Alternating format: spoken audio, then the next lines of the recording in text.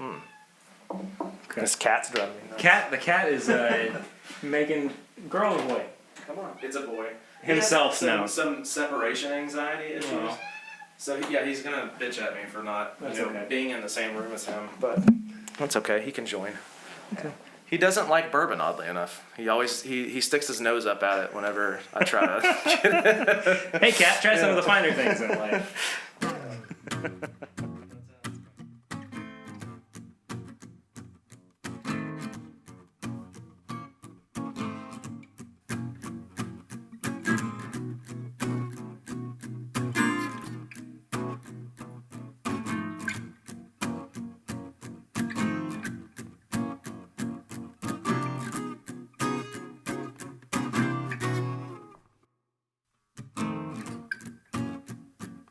Hello, everybody. Welcome to this week's episode of This Is My Bourbon Podcast, where we talk about the spirit of Kentucky. My name is Perry. Thank you so much for being here with me this week. And I have a very special guest with me this week. He is the founder and owner of Smokin Aces Coffee out of Lexington, Kentucky. Please welcome to the show, Mr. David Barnes. Hello, everyone. Great to be here. David, thank you so much for being here, man. Not a problem. We haven't done a guest episode in a while. We put out a kind of an archive one last month, but it's nice to have a fresh voice on the show. Yeah. So I'm excited. Yeah, man. Thank you for hanging out with us. You're welcome. First pour of the show is going to go to Old Forester. It's the 1870? The original batch. Yeah. This was part of their Whiskey Row series. I've not actually had this one before. Yeah. It's a 90 proof. And what's the age on it if there is any, or do you know if there's an age on it? I don't know if there is. I do know that I believe the story behind this, and I'll read you the snippet on the back. Sure. This whiskey is distilled by us only, and we are responsible for its richness and fine quality. Its elegant flavor is solely due to original fineness developed with care. There is nothing better in the market. George Garvin Brown, founder. I love that last line. There's nothing better on the market, right. Because it just sounds so like Yeah. It sounds very self-satisfying. Self-satisfying. Well, if you're trying to sell a product, you have to convince people that it's the best, or at least that you like it. The nose on this is really interesting. It is, absolutely. Yeah. I get a lot of cherries with it, especially on the nose. Yeah, not like no, are maraschino cherries the artificial cherries? It'd be overly almost. I wouldn't say artificial. But they are very synthetic tasting in nature. Yeah, that's what I kind of smell on the nose. Yeah. There is some of the oak kind of hanging around there, but the candied cherry I think is what I get the most on the nose. I believe the story behind this was that. They may have found or they distilled this as closest to the original specifications of Old Forester. Yeah. So as the re-release, obviously, in that Whiskey Row series, this would have been the first iteration and kind of what they wanted to highlight as they, went off on that agenda. This to me tastes like a chocolate-covered cherry. Absolutely, yeah. I mean, it's very good. It still has some of the, where I was getting a little bit of the oak. The oak is a little bit more forward on the palate there.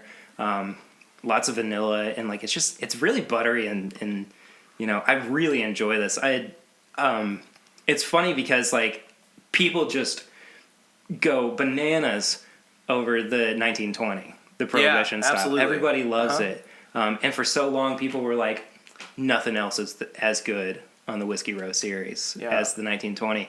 But this is really, really good. Yeah, I think this is one of the first bottles, or at least the first batch, possibly. Mm-hmm. But I do know that a lot of people did kind of gravitate towards the 1920. I know that I've had it, but I don't think it was significant enough to where it was like, hey, I'm always going to pull from this as a reference point, like when I'm drinking other whiskeys, like some other bourbons that I've drank are like that. I would get a bottle of this. Absolutely. I mean, and the price point is good. It falls under. Does it fall under $40? I don't think so. Okay. Yeah. I couldn't remember because I know that the 1920 is like 56 to 60, and then I think it might be slightly above what the Old Forester single barrel retails for. Okay, gotcha. So Yeah, we're talking it's like probably what, in that 50, 60 $45? bucks. Yeah. You know, somewhere in Oh, there. that's true. Because I think that the single barrel's in the 40 to 50 range. I think so. Kind of depending on where you can pick that up. But yeah, definitely great for the money. You know, I feel like most of the bourbons that are out there that are $50 and under, those are your bang for your buck bourbons. For sure. Know? Yeah. You can kind of do anything with them. There are some rock stars in there too, or some sleepers. You know, like you've got this Henry McKenna here. What's the retail on that? $30. Yeah, so 10 years old and 100 proof. Yeah, absolutely. Yeah. No, we were talking. We met for the first time last week, and we were talking about like in terms of like shelf area, what our favorite bourbons were. Oh yeah. And I've had this conversation on the show before. I can't remember exactly who with. I'll be able to go back to it at some point. But what did you say was your mid-shelf bourbon that you really liked? Always gravitate towards Old Forester Signature. Yeah. Just because the price point, the profile, it's 100 proof.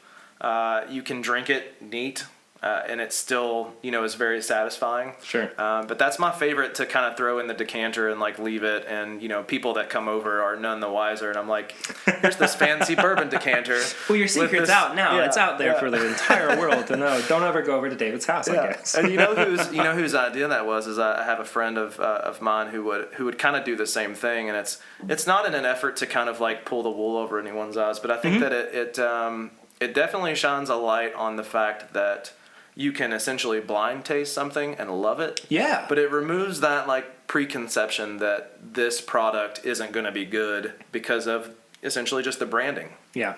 For sure. See, for me though, like the Henry McKenna is so hard to beat. Yeah.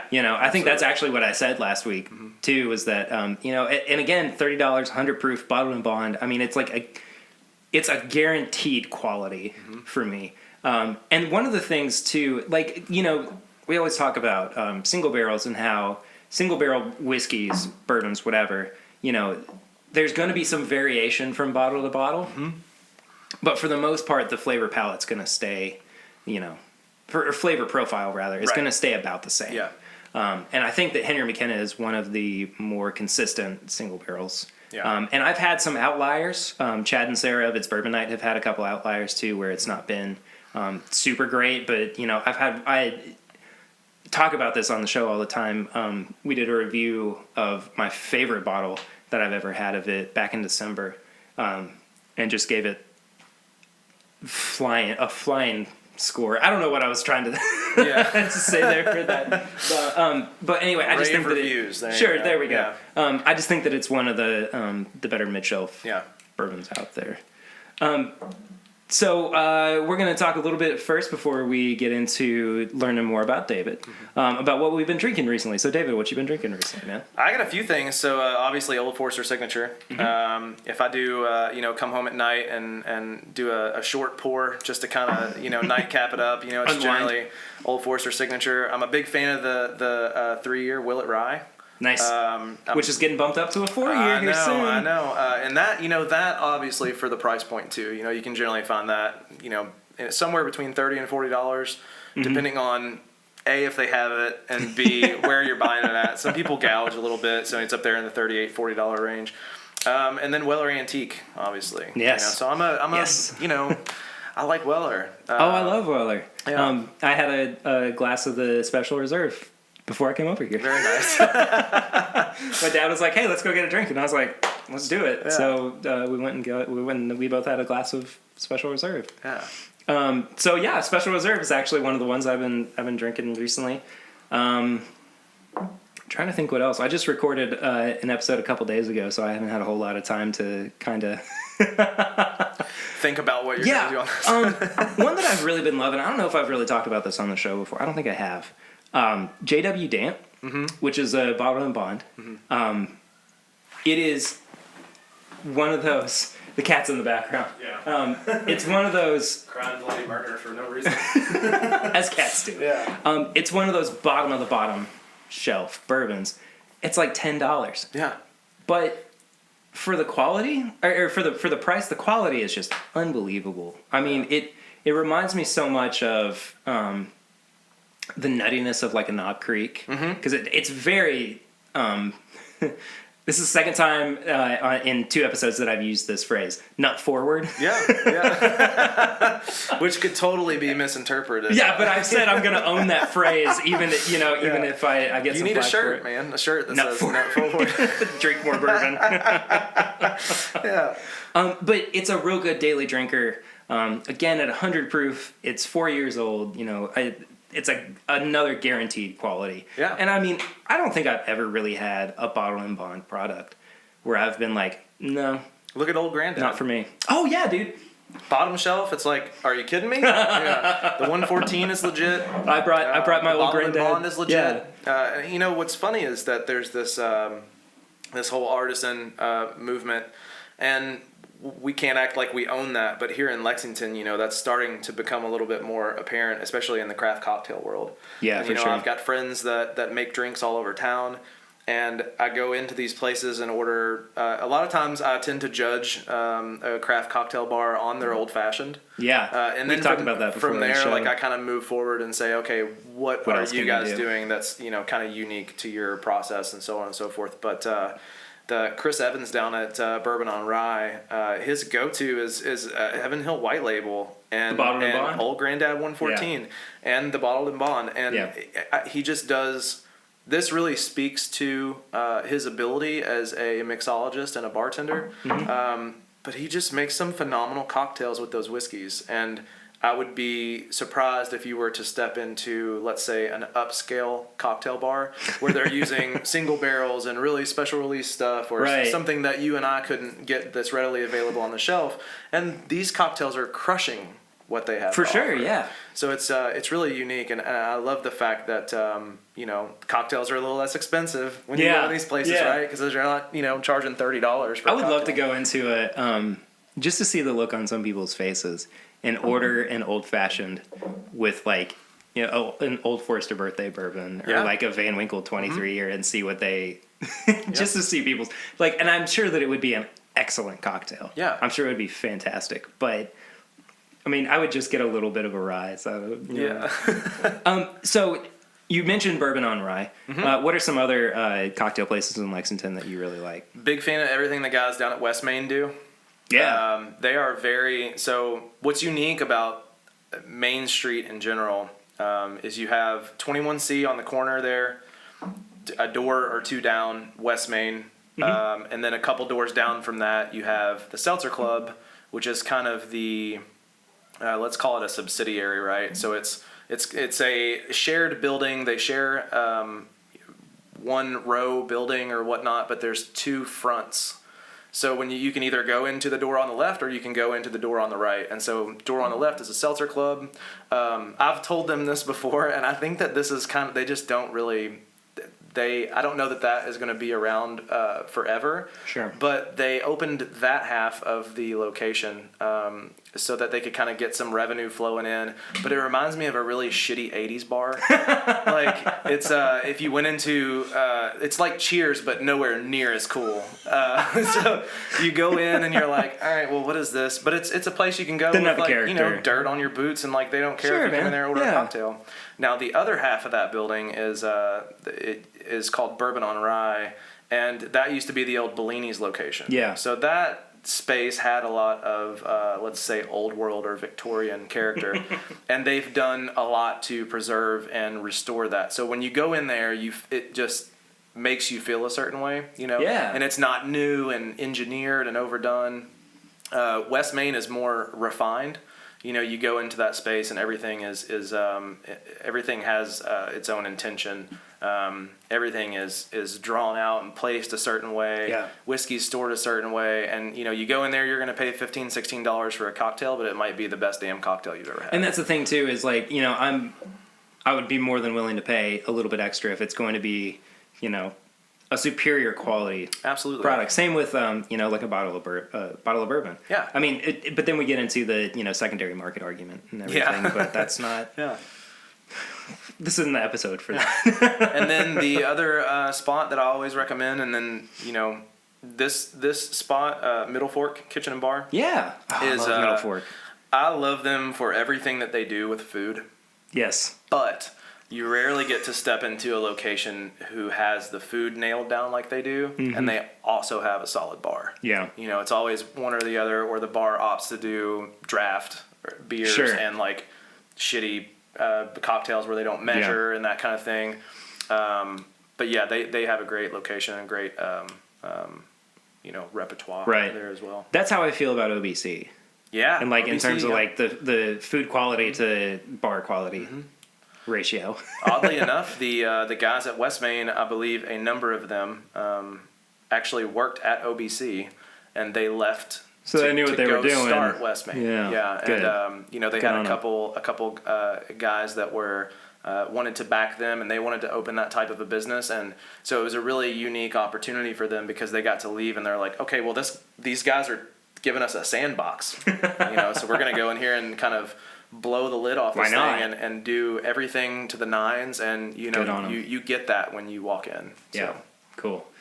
So let's talk a little bit first about your journey with bourbon. Yeah, how you kind of got into it, and then talk too about Smokin' Aces, because Smokin' Aces is going to kind of lead into our conversation on our topic for the episode, which is going to be how our bourbon palate is influenced by outside sources. Right. So I'm going to let you take the floor for, Yeah.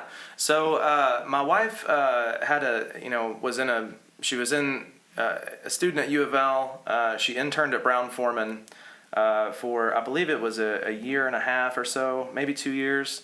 And during her time there, she would just bring stuff home with her.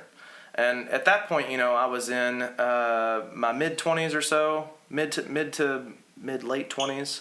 And but to be fair, I never liked hard alcohol or spirits, just in general. Right. I was always give me the A, B, or C beer. Generally, it was a domestic. I was much less than cultured, for lack of a better way to explain that.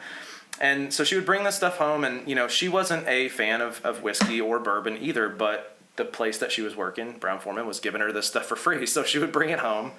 And we had this small bourbon cabinet, and we would just kind of put it in there. And, at some point, she kind of realized and was like, oh, well, if I'm going to work for this company, around about the time that they made her a full-time offer, she was like, maybe I should at least try to start liking the products that they're making. Yeah. So I kind of started on that journey with her, and we would taste through all the stuff that she would bring home. I believe it was the 2010 Old Forester birthday bourbon was the first one that I had, and then subsequent years, every year she'd bring home a couple bottles. So what was nice about that is early on I was kind of exposed to some of those premium products. Yeah. And it wasn't like I didn't get turned off initially by drinking something that, let's say, it doesn't necessarily mean it's not good. It's just not approachable for someone that doesn't know how to approach bourbon. That's such an interesting take on learning how to drink bourbon, because usually people start with Jim Beam. Yeah, people absolutely. start with number one selling bourbon with Evan Williams, whatever, and they work their way up through Blanton's or the Old Forester birthday bourbon or whatever. But you started just about at the tippy top of absolutely, yeah. Woodford. To be fair, everyone that I talk to about bourbon generally asks me, A, what's approachable, or B, what bourbon I tasted that made me appreciate bourbon, and for me that was Woodford Double Oaked. Yeah, we talked about that too. That's right. Yeah, I think that product in and of itself is so it's almost like a concentrate, in a sense, because of that process. So what that did for me is that kind of let the wood and the aging process and all of those other nuances speak to me before the alcohol itself did. Yeah. For sure. So, as far as being able to pick flavors out in anything, you only know what you've had, in your experience. Yeah. So for that, Woodford Double Oak definitely primed my palate to be able to journey into other bourbons. For sure. Yeah. Yeah. And that too is such a great way to do it, because you're kind of being hit with so many so many great things on the double oaked that it almost becomes not necessarily a letdown when you try anything else. Yeah. But and I think less of a punch for sure. Yes. Yeah. Uh-huh. But I can see where some other bourbons would fall kind of short based on their flavor profiles compared to the double oak, because the double oak is so robust. It is. The thing about it is it's just a typical, and so what we're drinking right now, the Old Forester 1870 is also... Well, I've moved on to the Henry McKenna, but... Oh, yeah. I need to speed up. So, but they're all very typical Brown-Forman flavor profiles. Yeah. What's nice about the double oaked is just that it's double everything. So if you could imagine that. Literally. And especially with the oak and the sweetness. So generally, when you have someone that's never had anything other than Jim Beam or Heaven Hill or Evan Williams or something like that, which, by the way, those all have those preconceptions that, you're not drinking those products for flavor and appreciation. You have a totally different reason to same reason for drinking like Natty Light. Right. Or, well, I don't know entirely about that. Yeah. There are so many people. Yeah. I'm going to retract that statement because there are so many people who swear by Jim Beam and Evan Williams and everything, and they're both very quality bourbons. Yeah. We do the same thing in coffee or with coffee, or in the coffee industry. Generally, some companies that let's Starbucks, for example, and I guess I can say this, but their whole thing is creating a product that will satisfy the overwhelming majority of people who drink coffee. Right. So, in order to do that, you have to create something that is like coffee, or like what everything thinks coffee is like. Yeah. And then obviously make it inexpensive, affordable. People have to have access to it. It's got to be convenient. So some of your lower shelf bourbons, that's exactly what they're doing as well. Yeah, for sure. So you touched on it a little bit, but let people know some. You can go ahead and finish your glass if you want, since you've been doing a lot of talking. I do want you to talk some about Smokin' Aces. Yeah, absolutely. Or Smokin' Aces. There is the apostrophe in there. I don't want to, misrepresent the... It's an action statement, right? So it's like, there's some oomph behind it. Smokin' Aces, so I am the roast master and founder for Smokin' Aces, and we are a micro coffee roastery located here in Lexington, Kentucky. And essentially... I got into coffee after I had, we call it the AHA cup in the industry. So it's like, I'm drinking coffee and it's very, like I have this, there's a reason that I'm drinking coffee, and it's so that I can study more, right? Or that I can wake up in the morning, or, coffee for me, especially now, is very ritualistic in the morning, and it is for a lot of people. It kind of sets the tone for the rest of your day. And I had an amazing cup of coffee once, and I kind of thought, well, how can I always have access to this? Because at that point, having access to that coffee was impossible on a daily basis. Yeah. Right. Especially because you get back to brewing methods at home, and where did you buy the coffee from, and when was it roasted, and so. There are those variables that we focus on that before I had zero control over. Sure. Just kind of had to, take advantage of the opportunity when I had one. Yeah. With Smokin' Aces is pretty interesting because I had a pretty well-developed bourbon and I'll say food palate as well before I started roasting coffee on a commercial level. So essentially what I did was I pulled on that experience like I talked about earlier. And so when I approached coffee, I was like, well, how do people approach tasting bourbon? How do people approach the manufacturing process of bourbon? How do we approach selecting the grain? And so there's a ton of parallels that can be drawn between coffee and let's just say spirits, because they all kind of share that similar process, especially distilled spirits. Mm-hmm. But so we roast coffee, and we select coffees that we think have subtle nuances that can be appreciated. So each one of the products that we offer are very, very similar to what someone would look for if they were looking for a single barrel bourbon, right? That's so cool. So they're looking for something that is relatively close to what their reference point of a bourbon is, but they want a little something extra in it too, right? So we try to look for that. So we'll find an Ethiopian coffee, and it'll speak very true to what people know of and expect from an Ethiopian coffee.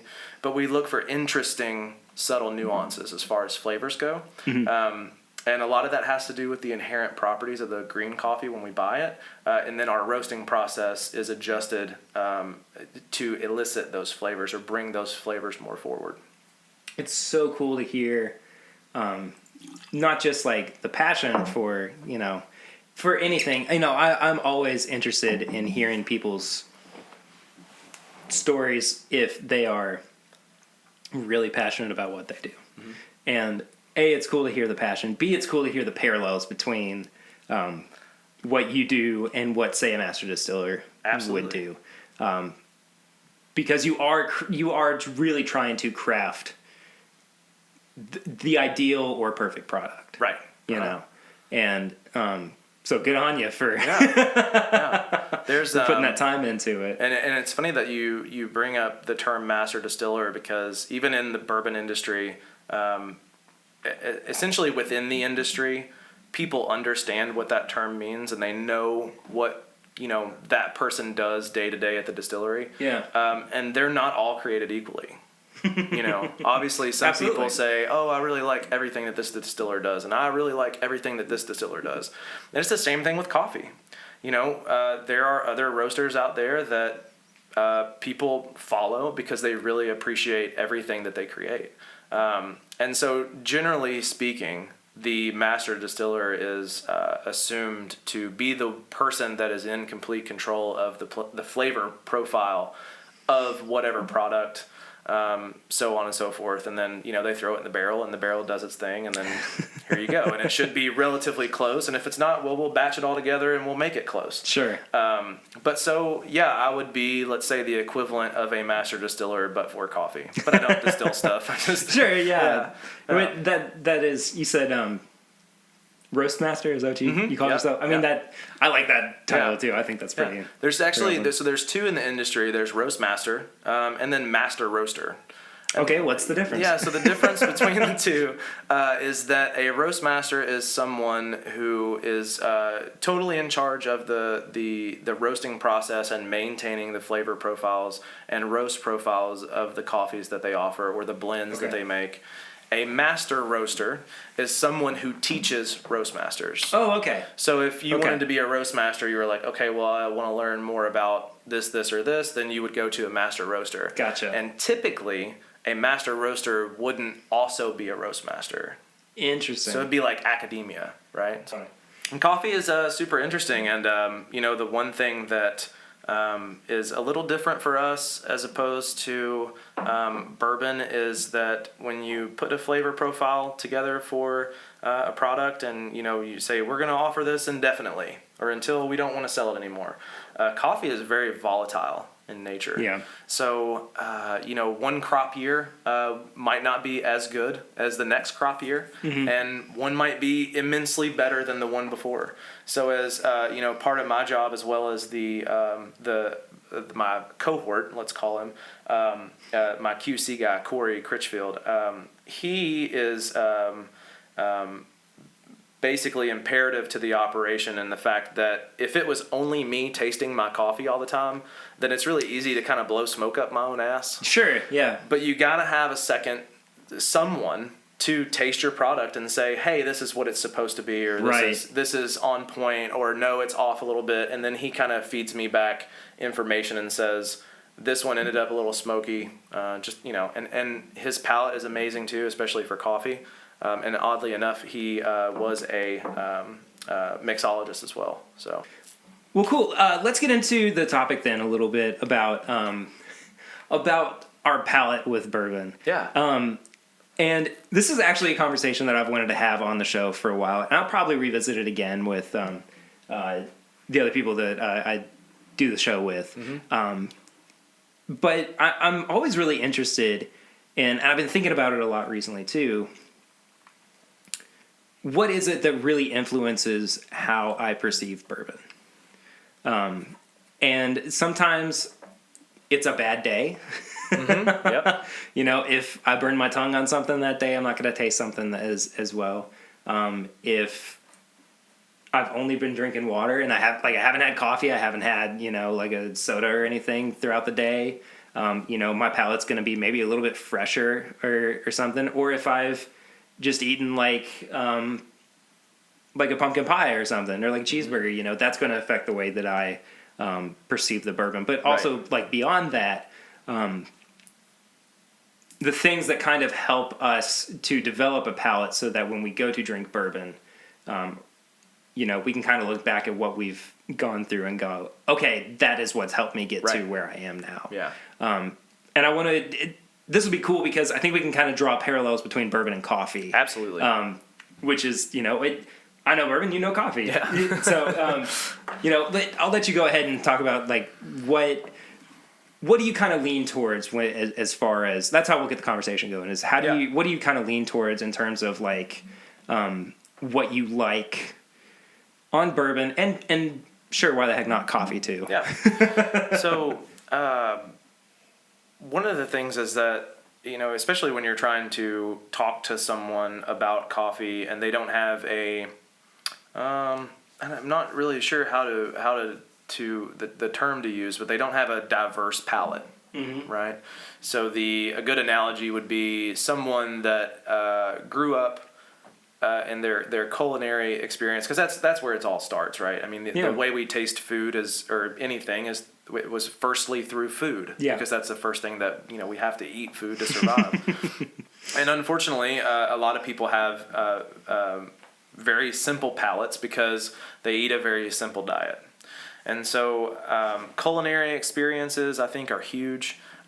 If you only ever eat steak and potatoes, how could you ever expect to perceive anything other than those flavors in anything that you experience in the future? And like as far as like bourbon goes with that, I don't expect somebody to be able to taste anything other than like maybe the oak and then like alcohol.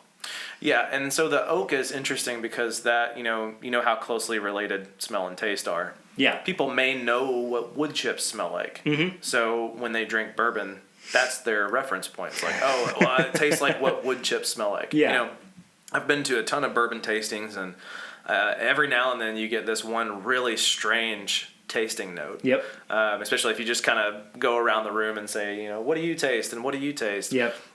We just had one the otthe day where I was like, I get a little bit of bubble gum on this. Yep. Which, again, is very bizarre, but, you know, it was definitely very prominent on the palate. And I think that's what I would deduct that to is a sweet, fruity flavor. Yes. So yeah, absolutely. Yeah. But it also had that artificial sweetness that like Hubba Bubble has. Uh-huh. So I don't know if it's like the sorghum, or is that how you say it? Sorghum? Yeah, sorghum. Yeah. Mm-hmm. Or what specifically, but, you know, it was just like, oh, yeah, that's... Anyway, sorry. So, culinary experience, I think, is absolutely huge. And then going from that, you know, obviously food's more important. And then, hey, what did you drink? Mm-hmm. You know, if someone grew up drinking Coke all their life and the first experience they had with bourbon was a Woodford and Coke or a Jack and Coke, or that would be American whiskey, but you know what I mean? Like if that's the first thing that they had whiskey in, then obviously they taste Coke and they can maybe perceive some other flavors based off of other experience they have with food. For me, I got into Indian food and Thai food and Chinese food and Mediterranean cuisine, and I mean, you name it. Like if it's food, I at least want to try it. And those cuisines typically use a lot of spices. Mm-hmm. So therefore, when someone says, "I taste cardamom in this," I know what cardamom tastes like. I can kind of pull back on that experience because I've eaten it or consumed it before. Whereas some people would say, "What the hell is cardamom? Is that even a thing?" But yeah, so I think culinary experience is that would be my number one for sure. Yeah. Yeah. I think it's important to note too that our palates are constantly evolving. Mm-hmm. Even as like, you know, we're able to sit here and we're drinking the Henry McKenna, and well, let me take a sip so I can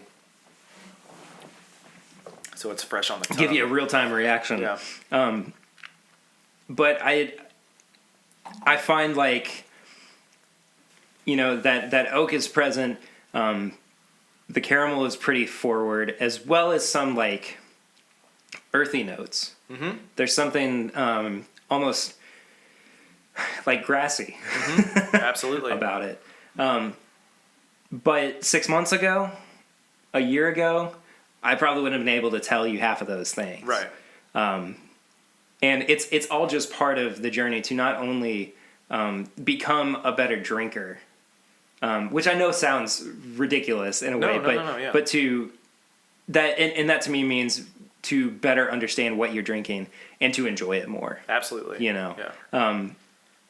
No, and I'm always willing to learn new things. I'm always interested in finding new things out. And like, I definitely want to like learn to drink coffee better. Mm-hmm. I love coffee. It's a part of, like you said, it's part of my daily ritual. Right. I get up and we have Javalia as like our Yeah. our house coffee. I have some choice opinions about that Do brand. you really? Yeah. Well, we'll talk about them off there because I'm curious to know what where that falls on the spectrum. Yeah. But like it gets me going and everything. But I don't normally take the time to really consider it like I do with bourbon. Yeah. So you're in that demographic where if you had to, the analogy would be someone that's drinking bourbon only for the effects that the alcohol is going to provide. And in your case, you're only drinking the coffee because it's relatively, let's say, tolerable, and it also has caffeine in it. Well, see, here's...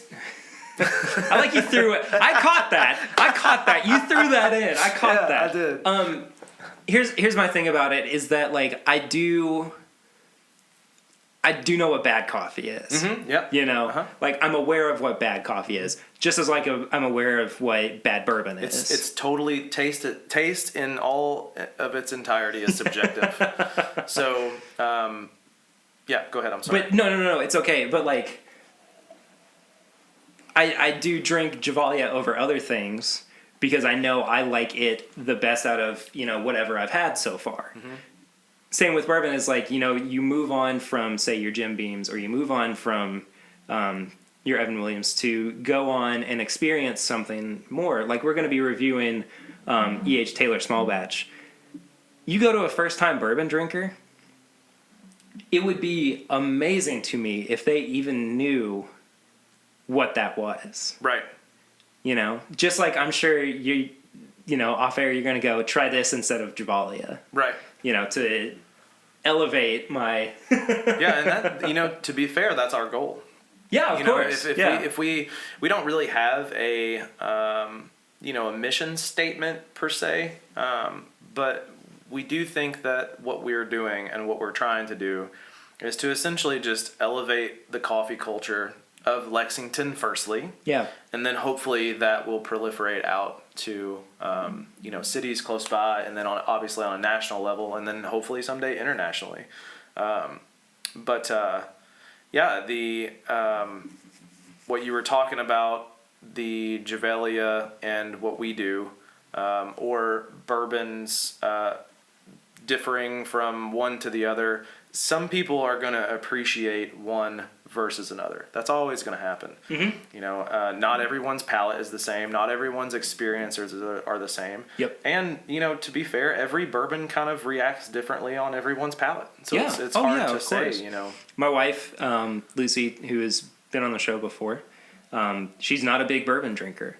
And when she drinks it, she just gets like mostly ethanol. Yeah. But, and she's, I don't want to say getting better about it, but she does understand it more and is starting to, be able to identify things here and there and right. Actually have like a conversation about it. Mm-hmm. And I think that's like really the most important thing about knowing your palate is that you want to be able to say, I taste X, Y, and Z on it. And if you like X and Y, but you don't like Z, be able to identify why you don't like them. Right. Absolutely.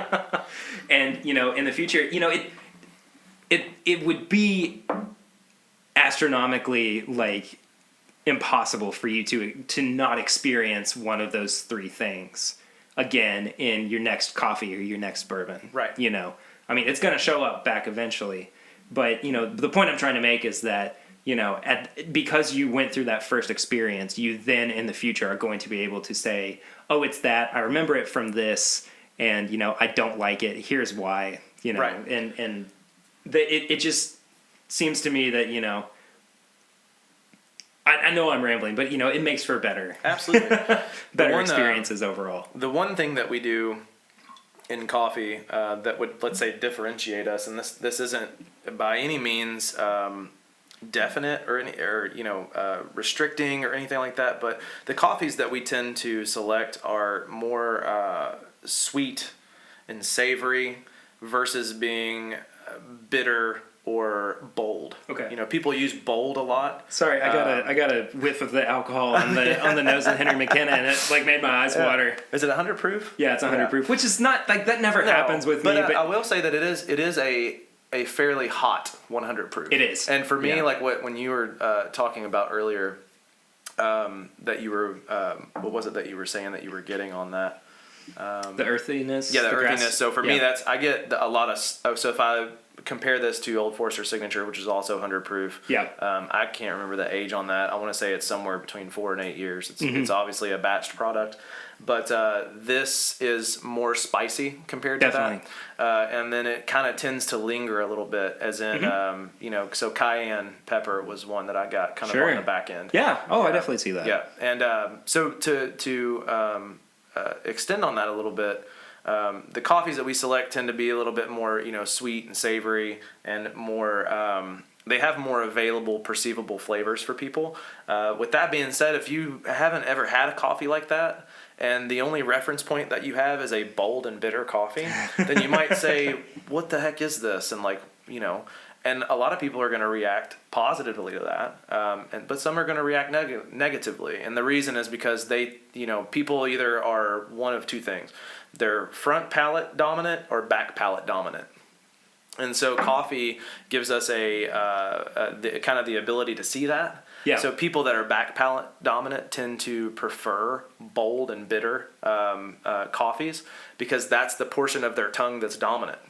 Interesting. So they're going to bypass all that sweet stuff, and they're going to perceive the more bitter and those types of notes on the tongue.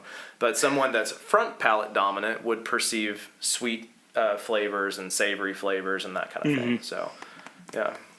See, you're already teaching me. Yeah, and it's the same thing with bourbon. Yeah. No, for sure.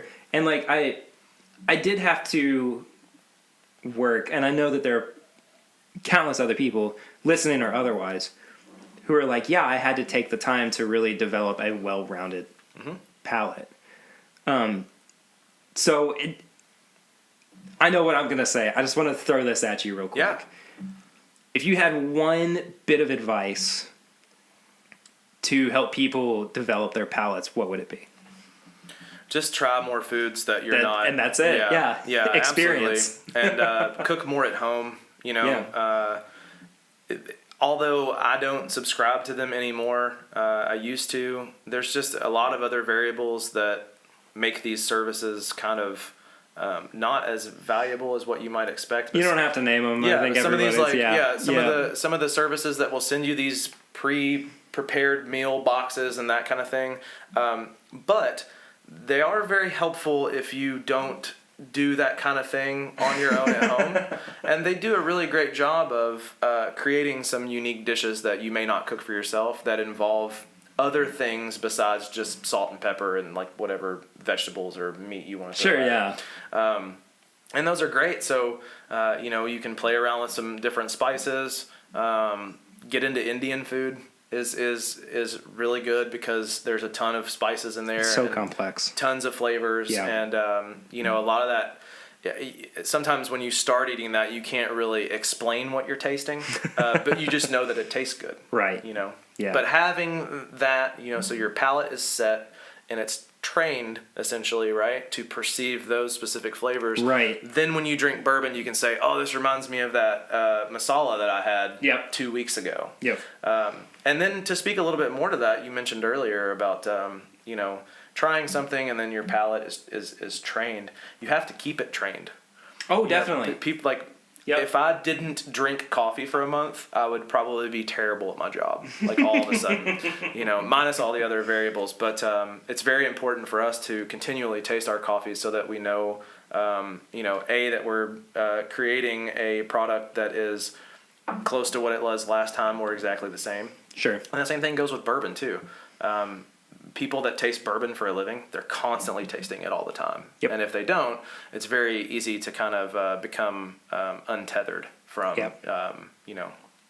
they lose their bearings in a sense. Sure. Yeah, for sure. I think my one piece of advice, is definitely just experience more. But, I am going to bring it back to bourbon and just, I have to adopt the phrase from Fred Minnick, drink curious. Uh-huh. I mean, try new things, try new bourbons. Your bottle of Woodford, it's going to be significantly different from a bottle of Buffalo Trace. Mm-hmm. And I mean, that is, if you pigeonhole yourself, you're never gonna, and that's what we're getting at. If you pigeonhole yourself, you're never gonna be able to, expand and become a better, more well-rounded bourbon drinker. Right. So we've solved it. we can shelve that one. You do get your people though that are like really hard-headed and stubborn. And they're like, "I love Woodford." Yeah. And I don't mean to like throw an accent on there and but or I like Jack and Coke. Yeah. And they won't try anything else. Yeah. But kudos to them. I'll get really bored. I'll be honest with you though. I don't think a whole lot of those people are listening to this show. Good point. Anyway, so are you finished with your glass of Henry McKenna? Almost. I can finish. That's it okay. You can take your time if you need to with it. I know that we've been talking a lot. Well, he's finished with it now, so we are going to then move on to our review for the episode, which is going to be Colonel E.H. Taylor Small Batch. And that was all right. Oh, yeah. I like that sound. I'm going to let you pour yours first, if you Thank you, sir. so like. This bourbon, of course, has a storied past, originating from the Old Taylor Distillery. I think at one point it was owned by Jim Beam, and then I believe it was, and then found its home at Buffalo Trace. I almost said Maker's Mark. Right. I don't know why I almost said Maker's Mark. Maybe easy to. Well, I don't know. No, it's really not. They're very different from one another, but both large brands. Yeah. No, I poured too much. Yeah. That's okay. I believe that I don't know that Jim Beam ever owned the brand. I do know that they previously they were storing barrels on the site of the former Old Taylor Distillery. That could, yeah. I think that the last, let's say, conglomerate, right, or bourbon brand to own that property was National Distillers. Oh, okay. Yeah. Gotcha. So, and they would have consisted of a number of the olds, or what they refer to as the olds. So, Old Grandad, Old Crow, Old Taylor. I think Old Overholt was in that. Okay. And then maybe others, but I do know those four for sure. Cool. Yeah. So before we jump into the actual conversation over the review of this, I wanted to refresh our listeners or let new listeners know what our review system is. It is a 4-tiered review. It is nose, palate, finish, and price. Each category is out of 5. Of course, 1 being the worst, 5 being the best. At the end of it, we tally everything up to a total out of 20. So there you go. Yes, I always say that like I have something else to say, and that's you're like, oh, that's pretty straightforward. Yeah, that if you haven't figured it out by now. Yeah. I also want to say, I said earlier too how important bottled and bond products are to me. Absolutely. And the guarantee of quality. E.H. Taylor is another one of those, even just the small batch or the single barrel. But the unique thing about this product specifically is although E.H. Taylor isn't distilling it himself. There is E.H. Taylor and the Bottled and Bond Act are synonymous. Sure. So it's kind of cool to even still today, there is a product on the shelf that kind of pays homage Absolutely. to him, even if it's only in branding and story. Yeah. I am not sure if the recipe for that product is the same as what he would have used or was used in the past. But aside from that, I think it's really great that even though the product isn't made on that site and so on and so forth, that Buffalo Trace is still kind of paying homage to him in that regard. Absolutely. So the nose, what do you think about the nose? This is almost like a this is kind of funny, but a caramel covered green apple. Yeah. Completely. Is kind of like right there at the forefront. And obviously the oak, but sometimes it's hard to look past the oak. Yeah. And what's the age on this? It doesn't say on the bottle from what I remember. Mm-hmm. Small batch of these selected, barrels are routinely evaluated, blah, blah, blah. True sipping bourbon. It's not actually on here. I think it's rumored to be like 5 to 7 years old. Okay. I think. I can't. And it's a single barrel, right? No, this is the small batch. Okay, I got you. So it is a batch product. Yes. And Well, they have this, the and they have the proof on single. They have the E.H. Taylor small batch. They have the E.H. Taylor single barrel. I got you. So because it's bottled and bond, it's 100 proof. Yeah. Yeah. Very nice. Yeah, and I think that the bottled and bond, I don't think that there may be a barrel entry proof standard on that. I'm not so sure. they have to put it in the barrel at, no less or no more than something. Yeah. The like you said, that caramel covered green apple is definitely forward. Mm-hmm. And honestly, there's not a whole lot more that's present there. There might be a little bit of vanilla that's trying to kind of peek through, but it's not really fighting too hard to show up. I'd almost go like a brisk cinnamon too. I can see that. Like something that's a little bit more pungent than, For sure. Cinnamon is very hard to, especially just by smelling cinnamon. It's not very pungent. Yeah. Although if you put a spoonful in your mouth, good luck. Film it and put it on YouTube. Yeah. But the vanilla's there too. I tend to steer away from vanilla when I'm smelling or drinking most bourbons because I feel like that's like present in almost every one. It's available, yeah, Everyone's like, well, duh. It's almost like the cop out when you're like, if you're drinking bourbon with someone that's like, let's say they've been to one tasting and they're like, oh yeah, I smell that vanilla in there. That's like, of course you do. Smells like wood. Yeah, no duh. Well, anyway, let's check out the palate on this, which you just. Yeah, definitely the apple and the oak. It's kind of grainy. A little bit. You get the corn in there for sure. Kind of in the middle. You know what's funny is you've basically hit everything, and that's about as far as I can go with it too. It's like there's not much else that I can really say about it other than I really do enjoy it. Mm-hmm. I mean, it is again another very well-rounded product. There are others that I prefer over it.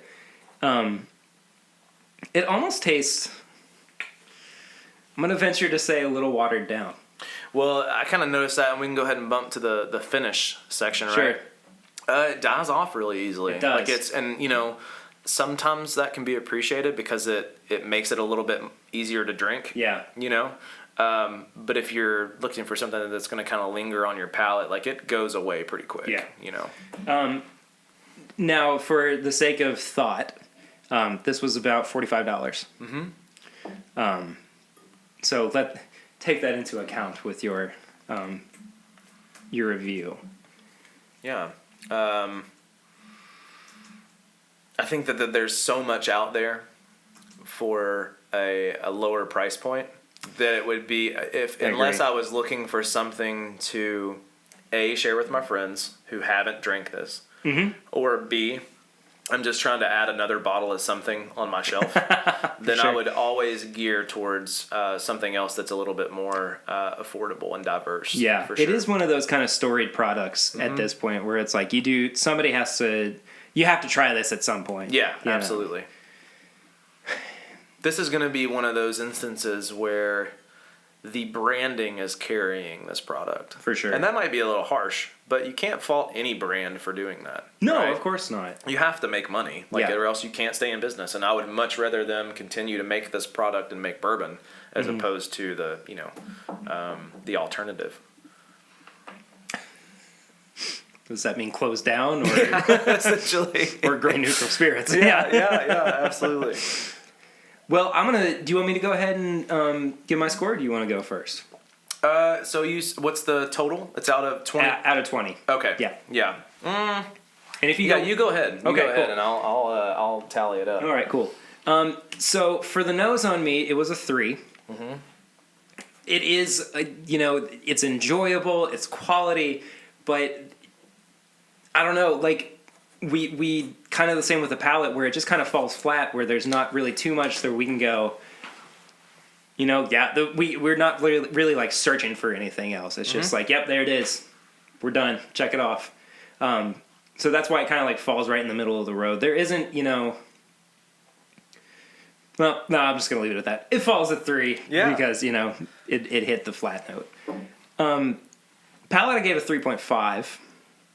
Oh, we're doing 0.5s. I'll have to change. You can, you can. Sorry, I forget to mention that for first timers. Yeah.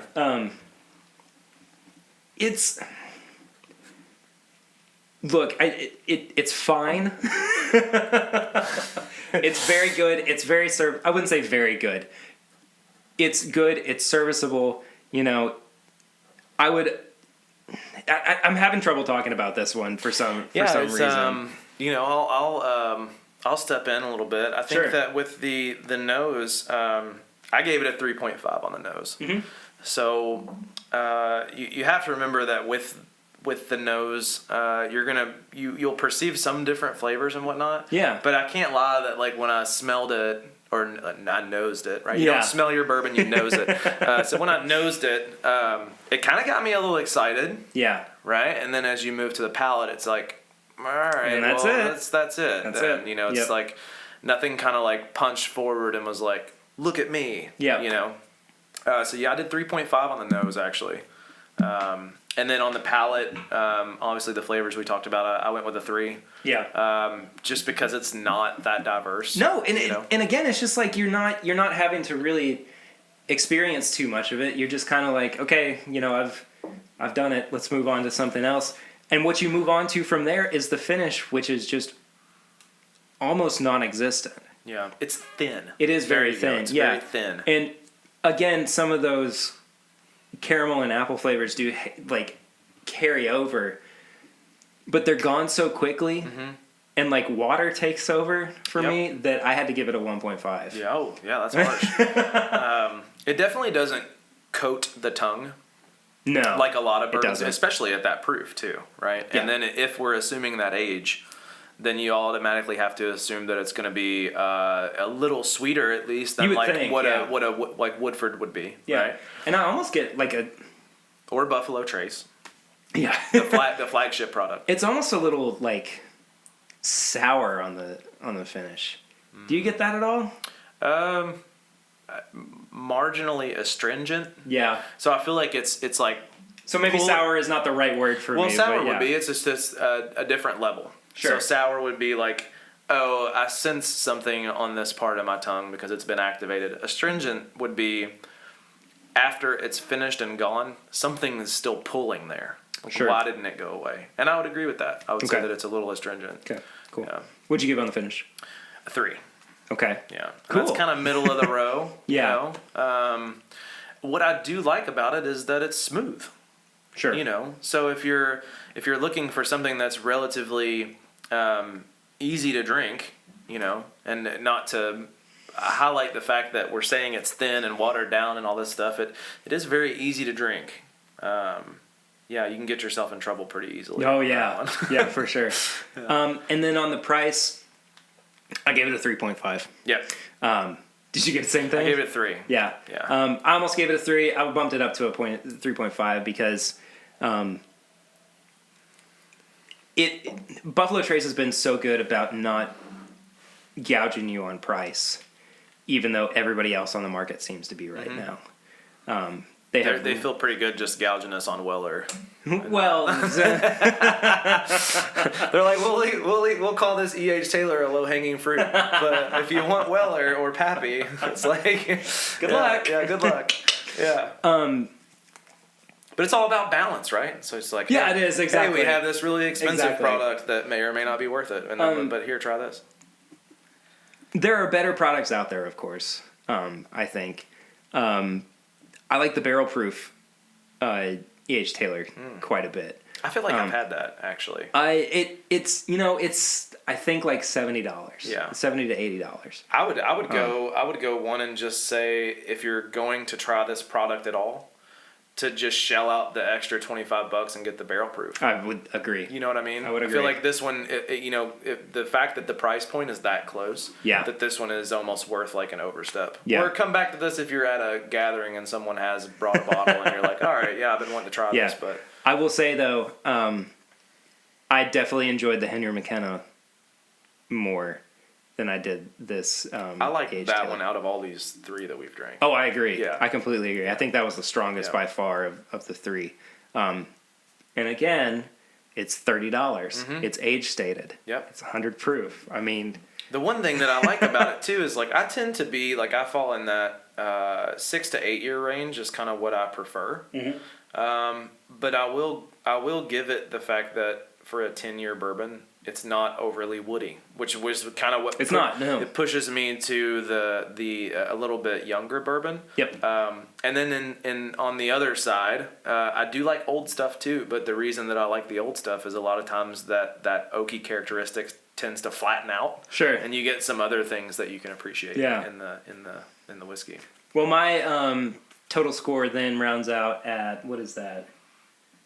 7, 10. I gave it an 11.5 out of 20. And I'm at a 12.5. Yeah. So I think it got an F.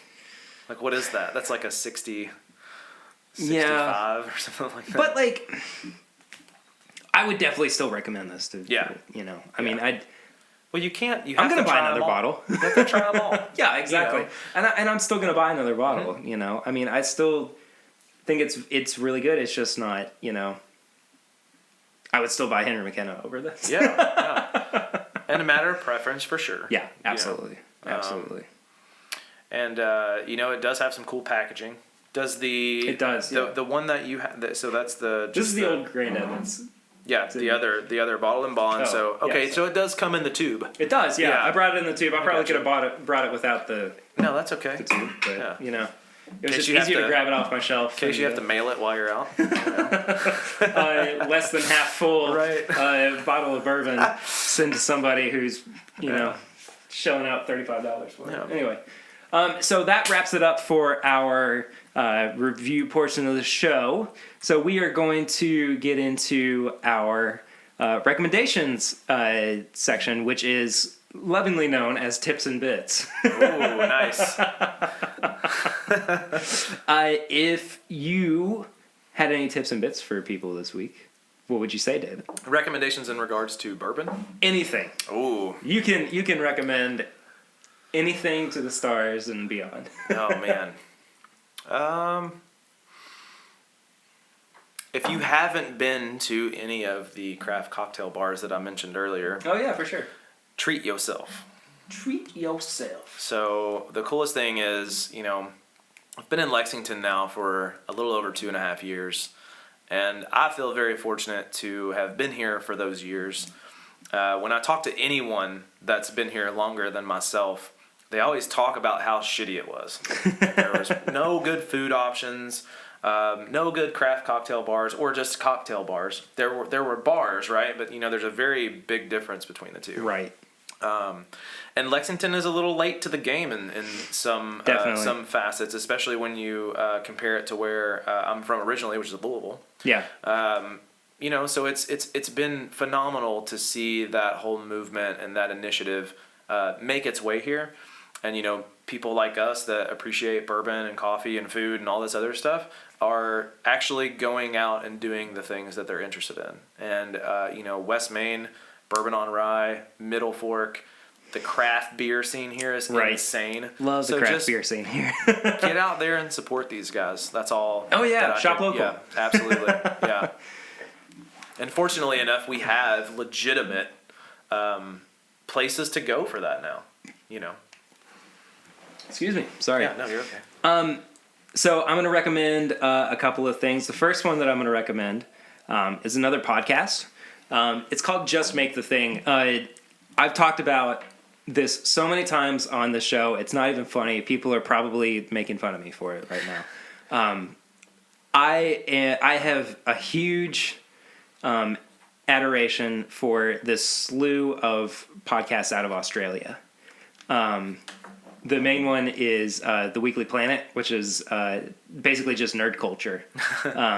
And it's just two guys hanging out and, talking comic books and superhero movies and everything.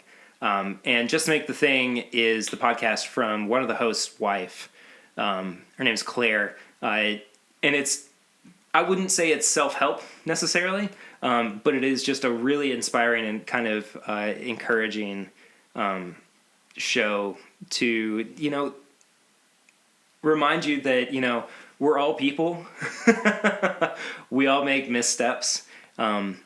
But in the middle of all of that, it's important to still do what you love and keep trying to do things that make you feel human and good about yourself. Yeah. Regardless of whether or not you're successful at it, you just have to make the thing. Yeah. It's very interesting talking about Australia. They've got a lot of interesting things going on. I feel like that the majority of their society is empowered. And that's something that in some areas here in the States, good on them. And good on them for sure. They have a lot of really cool stuff going on in the coffee game too. Cool. Especially aesthetically. So, I follow a ton of coffee brands and shops and that kind of thing and roasters, and every now and then I get this really cool image that comes across my Instagram and I'm like, man, that thing is shit. Where's that at? And I really hope it's in the States or somewhere close by so I can go visit. And it's always in Australia. Well, I have to, again, for the second episode in a row, give Australia a big shout out though, because they are the country with the second most downloads of the show. Oh, nice. Behind the United States. It's just crazy. I just love it. Yeah. And then the other thing I'm going to recommend, Lucy and I we watch TV like crazy. We've been watching the Goldbergs a lot recently. So, oddly enough, one of the people that is in that show, and I've never seen the show, but I need to watch it. It's very good. It's Brian very Callen fun. is in it. And Brian Callen is a co-host of a podcast that I listen to. Okay, cool. But I believe he's the coach or something for a soccer or football coach or something for one of the main characters. Hold on. Yeah. Yep. Okay. He's the gym instructor. Yeah, that's it. So coach, same thing. He was on How I Met Your Mother. He was for forever. Yeah. I can't remember his name. Yeah. But anyway. Okay, cool. Yeah. I'm gonna recommend the Goldbergs. It's super hysterical. It's nothing but nostalgia. I'm not even I wasn't a child of the 80s. But I can appreciate like all of the cultural references and everything because I grew up in a time where everybody was like, oh, you still need to watch like Star Wars and you need to watch, all throwback. Yeah, exactly. But it's such a well-made show. It's not just about culture and culture of the 80s.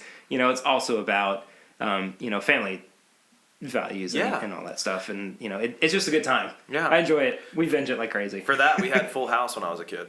Was like, which is very much a 90s show, but lots of family values, and I'm like, oh, okay, they can make it. There's like a guy with all these daughters, and his brothers help raise them. And I loved Full House growing up. I really did, But anyway, okay. Yeah. So those are our tips and bits for the week. David, if people want to find you or Smokin' Aces on social media, where can they do that?